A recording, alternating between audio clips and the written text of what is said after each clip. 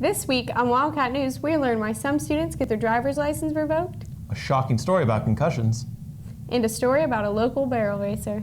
All these stories and more coming up, because Wildcat News starts now.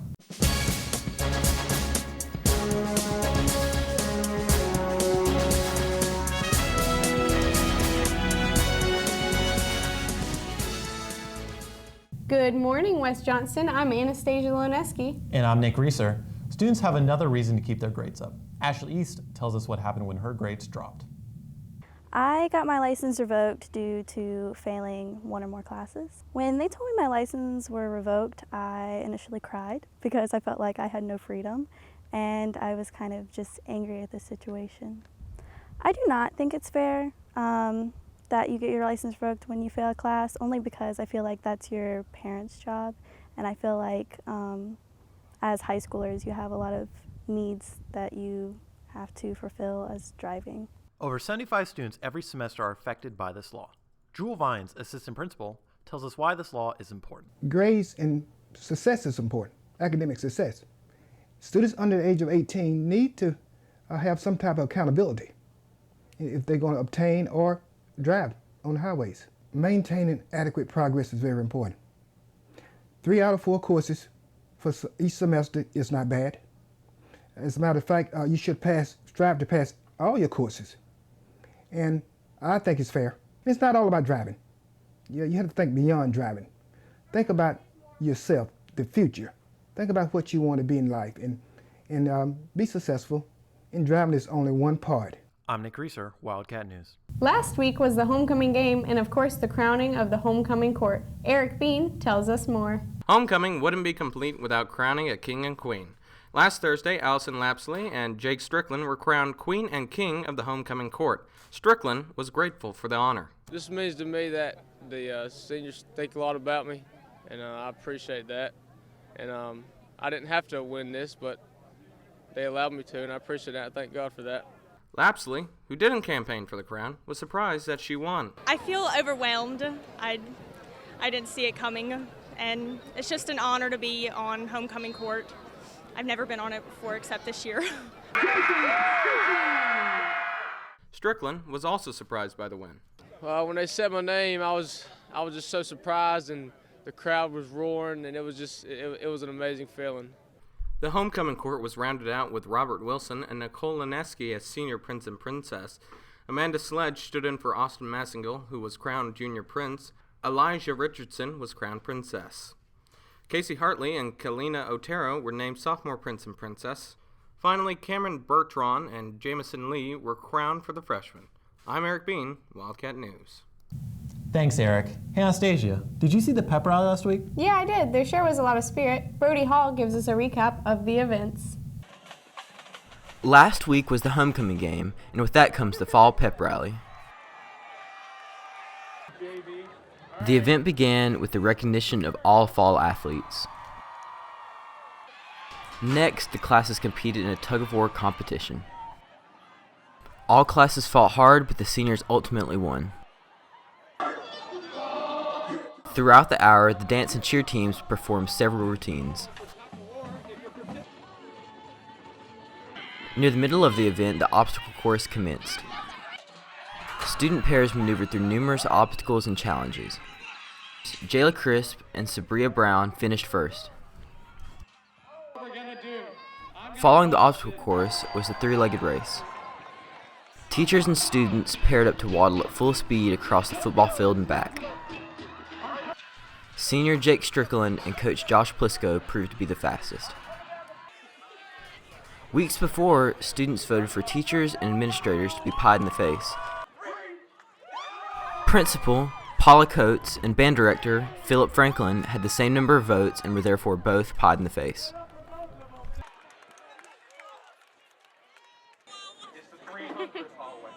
Next up was student trivia. Sophomore Samantha Fiorella and senior Kieran Miller were asked various West Johnston related trivia questions and were pied in the face for wrong answers. At the end of the event, school spirit points were totaled together from each class, and the junior class was declared the winner, and the spirit stick was passed off to junior class president Amanda Sledge. I'm Brody Hall, Wildcat News. Thanks, Brody.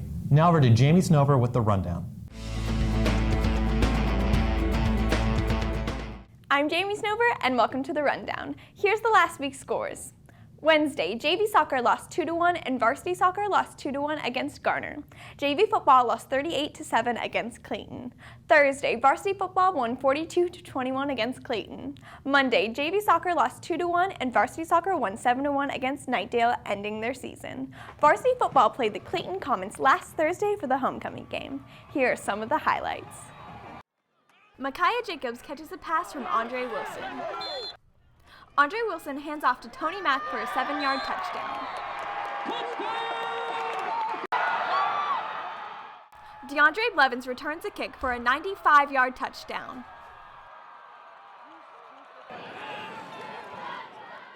Tony Mack runs the ball for 17 yards. Quentin Brown makes a tackle on a kickoff return.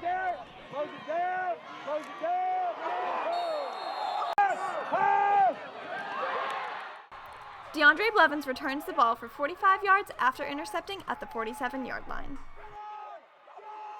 Quarterback Andre Wilson speaks about how the team played and his performance on the field.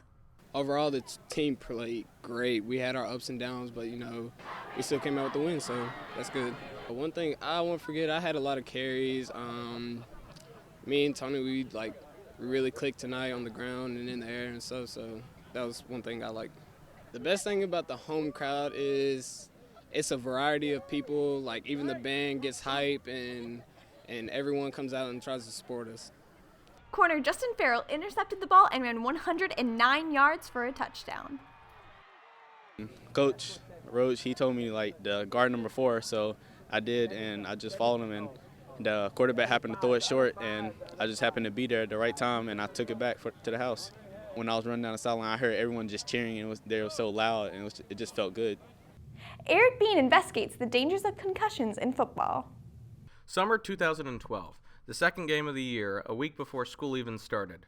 Freshman Juwan Holder is excited to start his high school football career. However, it almost ended before it even started. We were running an offensive play. I was at running back, and I went into the hole, but the hole closed up, so I turned around. And as I was turning around, this guy came up behind me, picked me up, slung me on my head, and then I was out unconscious for about 5 minutes. Holder suffered a severe concussion that night that landed him in the hospital. Unfortunately, his story is not unique. 3.8 million sports-related concussions were reported in 2012. 47% of these occurred during football. Concussions and their long-term effects are taking the national stage thanks to new studies showing that the repeated head impacts football players receive may lead to degenerative brain diseases. A Will Smith movie about concussions in the NFL is even being released this Christmas.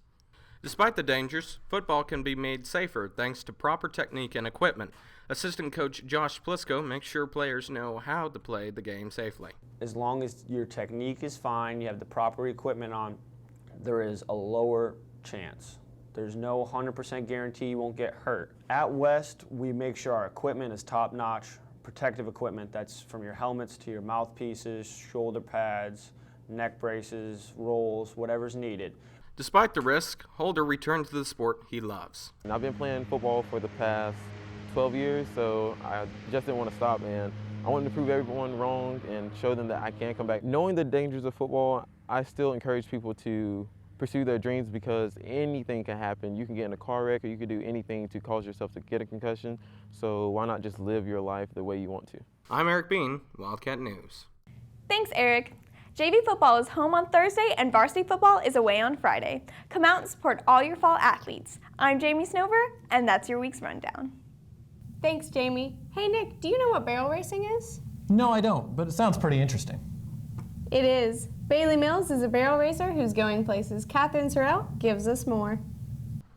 While some people spend their afternoons watching TV or playing basketball, BAILEE Mills spends her time in a saddle. We spoke with Mills about her unique hobby. I barrel race. Barrel racing is you have a cloverleaf pattern. It's 3 barrels, and it's kind of like 2 figure eights put together.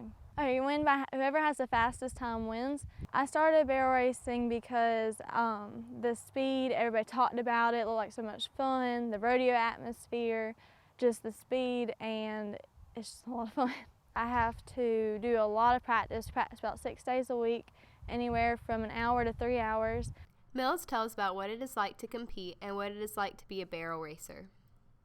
The adrenaline you get from it is kind of like a roller coaster. Whenever you go in, you can feel the horse underneath you, and they feel what you're feeling. So whenever you get up there, the horse starts to they'll start getting hyper, and then whenever you go in, you just feel like 1,000 pounds underneath you just take off, and you can feel their legs underneath you, and it's like a roller coaster. I've been barrel racing since I was 11 years old. I plan on doing it until I'm in a wheelchair. I plan on always barrel racing. My goal is just to get as far as I can with it and try and get running with the pros as much as I can. I'm Katherine SERRELL, Wildcat News. Thanks, Catherine. If you're looking for something to do this weekend, we have 2 events taking place at West. Zombie Run is Friday at 6 p.m. at the soccer concessions. Halloween Spectacular is Saturday at 10 a.m. Well, that's all for us this week. If you have any comments, questions, or story leads, email us at wjstudentmedia@gmail.com or send us a tweet at wjstudentmedia. And if you want to watch Wildcat News at home, on the go, or catch up on past episodes, go to wjstudentmedia.com or subscribe to our YouTube channel. I'm Anastasia Lineski. And I'm Nick Reeser. Thanks for watching and have a great rest of the week.